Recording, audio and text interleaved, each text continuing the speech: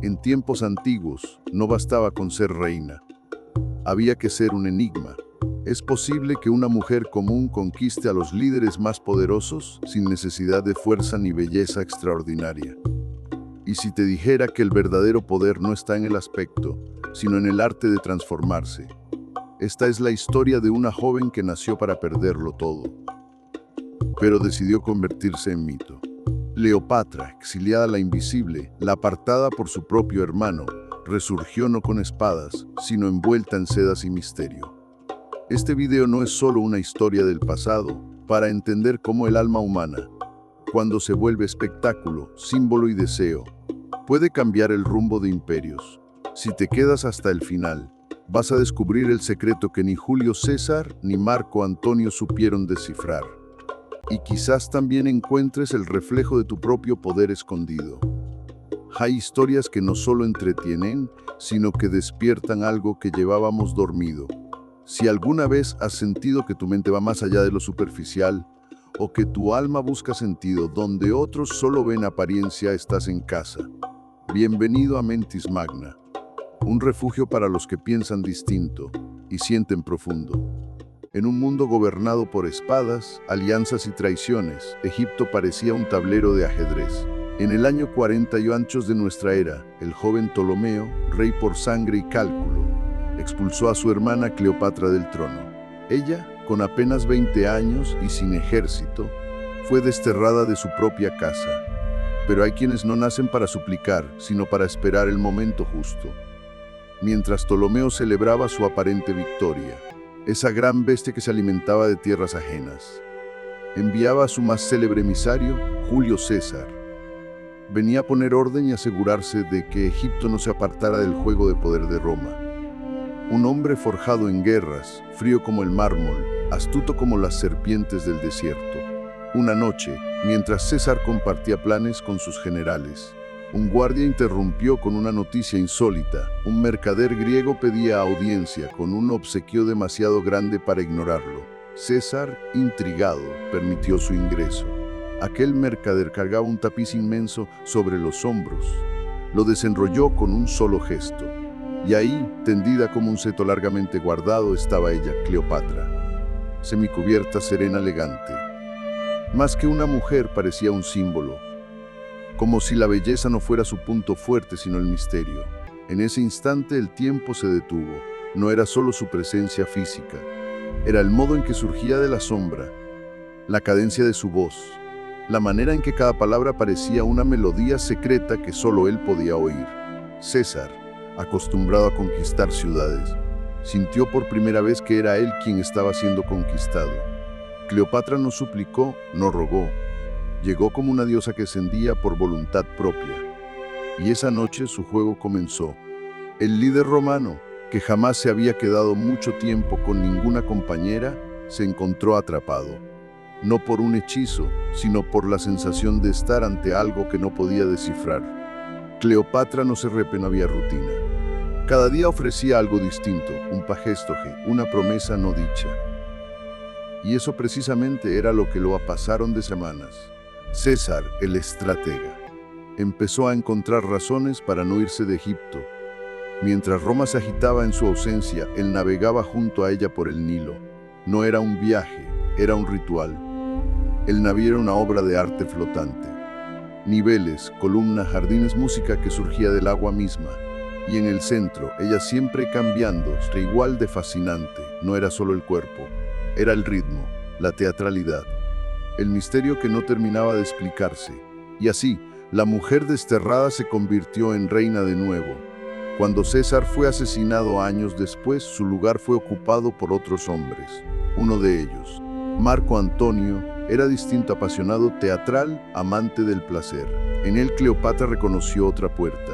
Lo invitó a su encuentro, y esta vez, en lugar de surgir de un tapiz, se presentó en una barcaza dorada que flotaba por el río como si descendiera de los cielos. Los tambores marcaban el ritmo. Las velas púrpuras ondeaban como llamas suaves, ninfas, música, perfumes. Ella, esta vez vestida como Afrodita, no pidiendo atención, sino creando un universo en el que todos quisieran habitar. Marco Antonio, como César, cayó no en un acto de debilidad, sino de deseo. Quiso conquistarla, pero descubrió que no se conquista lo que no se detiene. Ella lo envolvía en juegos, mascaradas, celebraciones que parecían sacadas de leyendas. Cada día, él creía entenderla y al día siguiente, ella se alejaba o cambiaba. Octavio, el rival político, intentó alejarlo de Egipto ofreciéndole una esposa ejemplar, pero el corazón de Antonio ya no buscaba virtud. Y en Egipto, Cleopatra seguía encendiendo uno nuevo cada noche. Él volvió y no solo volvió, se rindió. Adoptó ropajes egipcios, rituales desconocidos, maneras ajenas. A ojos del mundo, parecía que Cleopatra lo había transformado, pero en realidad, él simplemente se había dejado fascinar por alguien que nunca dejaba de reinventarse. Y es que Cleopatra no era la más bella, ni la más rica, ni la más poderosa. De hecho, muchos decían que su rostro no destacaba en la multitud, pero tenía algo que ninguna otra poseía, la habilidad de convertirse en lo que el otro deseaba, antes de que él mismo lo supiera. No era apariencia, era presencia. Cada día se maquillaba distinto, se vestía con otra energía, hablaba con dulzura o con poder según el momento.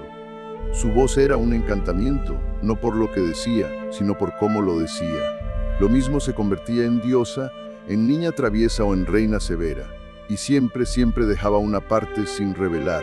Ese fue su verdadero imperio, porque cuando un hombre cree haber alcanzado a una mujer y al día siguiente la siente lejana, inicia el juego eterno de querer recuperarla, de querer entenderla, de no poder olvidarla. No importa cuán fuerte, sabio o temido sea, lo atrapado no es su deseo. Y así Cleopatra, la que fue exiliada, vivió cerca de 20 años en el trono, sin ejército, sin superioridad física, solo con una virtud poco común, el arte de encarnar los sueños de los otros, sin dejar nunca de ser un misterio. No es lo que ves, es lo que te hace sentir. ¿Alguna vez te has preguntado por qué, aunque un hombre lo tenga todo, puede arriesgarlo por una sola mujer? ¿O por qué hay personas que, sin poseer poder alguno, logran que quienes lo tienen les sigan como si hubieran sido hechizados? Si lo sentiste, comenta y escribe lo primero que pensaste. Quiero leerte. La historia de Cleopatra responde eso y más, porque no va solo de conquistas y batallas, sino de una verdad más profunda, casi prohibida, el deseo humano de rendirse. Mira, muchos creen que los hombres buscan dominar, conquistar, decidir siempre. Pero lo que pocos dicen, porque cuesta aceptarlo, es que hay momentos donde lo que más desea un hombre es dejarse llevar.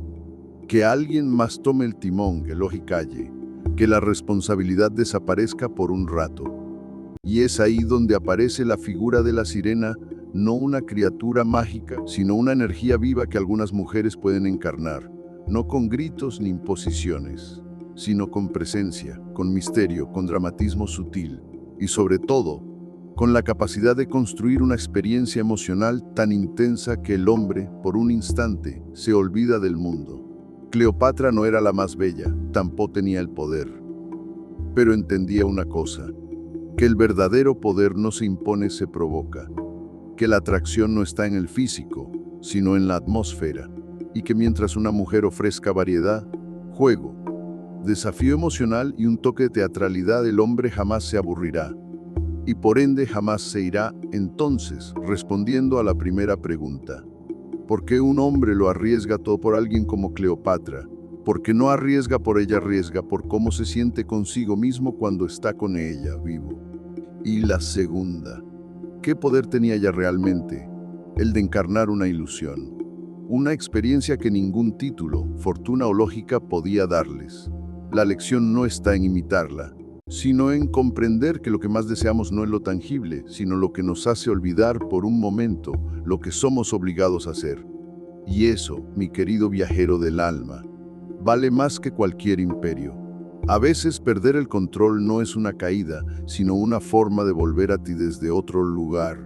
Quiero invitarte a escribir en los comentarios una creencia que estás dispuesto a soltar o una verdad que estás listo para mirar de frente. Porque al final, no se trata de evitar la tentación, sino de entender por qué aparece. ¿Qué verdad te reveló esta historia?